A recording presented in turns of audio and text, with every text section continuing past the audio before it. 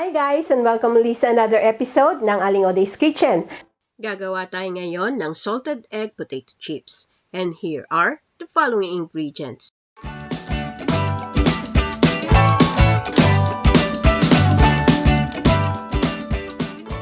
Ating first step, balatan lang natin yung potato and then using a peeler, ika-cut natin to or slice natin to thinly para sa ating potato chips.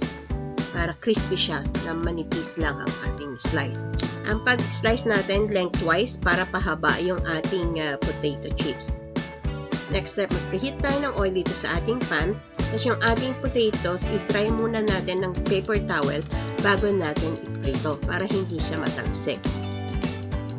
Continue lang natin ang pag-fry sa medium-low heat hanggang maging golden brown. Pag crispy at golden brown na, pwede na natin ito i-transfer sa plate lined with paper towel para ma-absorb yung excess oil. Then, continue lang natin ang pagluluto hanggang sa maubos natin yung ating ini-slice na potatoes. Isa-set aside lang natin pagkatapos. Ang ating next step, i-melt natin yung butter dito sa ating pan. Gagawin na natin yung salted egg flavoring.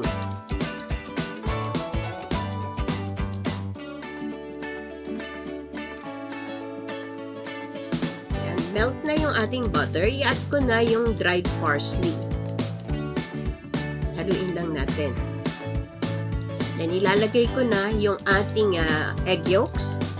Make sure na i-mash nyo yung egg yolk.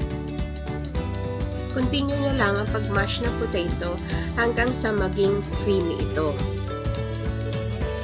Pwede din kayo mag-add ng pinch of salt and pepper to taste kung gusto nyo. Ginamitan ko na ng tinidor para thoroughly mash yung ating salted egg at para walang lumps. Pag ganitong creamy na yung ating egg yolks, i-turn off nyo na yung heat and then i-add na natin yung ating napritong potato chips. Make sure na well-coated ang ating chips.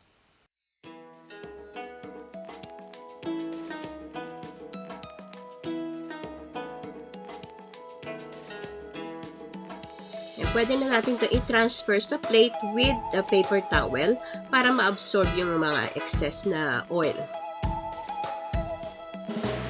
And there you have it, our salted egg potato chips.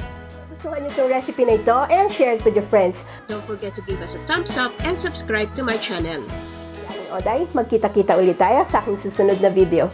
Salamat! Bye! Please follow me on my Facebook page, Twitter, and Instagram.